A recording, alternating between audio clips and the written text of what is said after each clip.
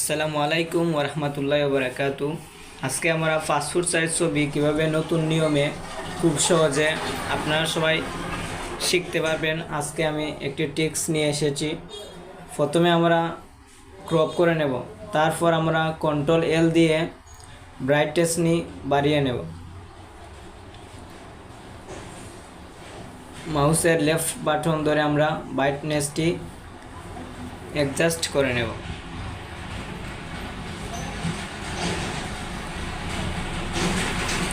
তারপর আমরা control M দেব।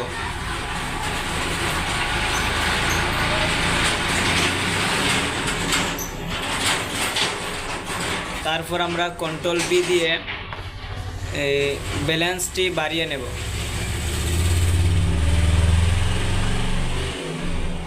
তারপর আমরা এখানে জুম দেব। জুম দেওয়ার পরে আমরা ব্যাকগ্রাউন্ডটি আস্তে করে আমরা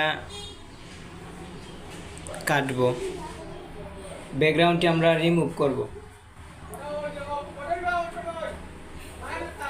হালকা হালকা করে আমরা ব্যাকগ্রাউন্ডটি রিমুভ করে নেব।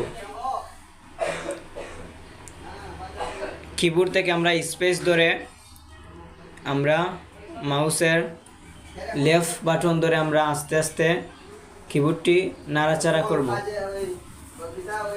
তারপর আমরা আস্তে আস্তে করে ব্যাকগ্রাউন্ডটি রিমুভ করব। কিছুক্ষণ সময় অপেক্ষা করেন।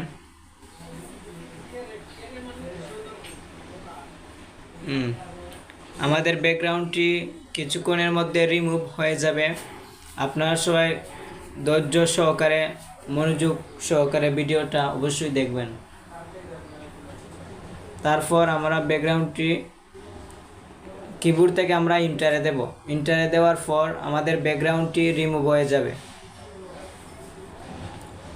কিবোর্ড থেকে আমরা ইন্টারে দেব।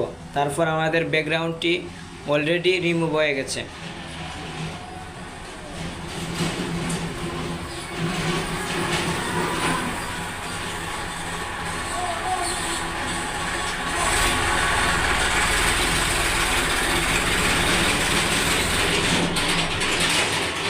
কিছু মাথার অংশ ছিল, আমরা এটাকেও রিমুভ করে ফেলেছি।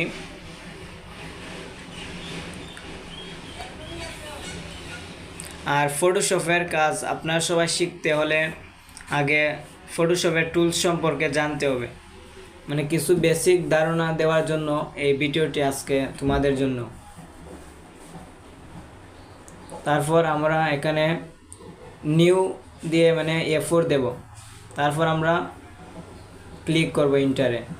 তারপর আমরা মুভ টুল টেনে ছবিটিকে কারসর নিয়ে একটি ফেসে ছেড়ে দেব। তারপর আমরা এটাকে লেয়ার করব। কিবোর্ড থেকে অল্টার ধরে আমরা কি প্রেস করব। কিবোর্ড থেকে অল্টার ধরে প্রেস করার পরে আস্তে আস্তে ছবিটি মানে ডাবল হবে। কিবোর্ড থেকে অল্টার প্রেস করে আমরা ছবিটিকে বাড়িয়ে নেব।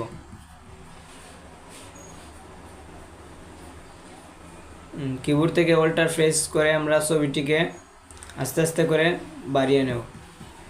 তারপর আমরা এখানে যে কাজ করব, ছবিটি কিভাবে প্রিন্ট করতে হয় আমরা আজকে এইটা দেখাবো।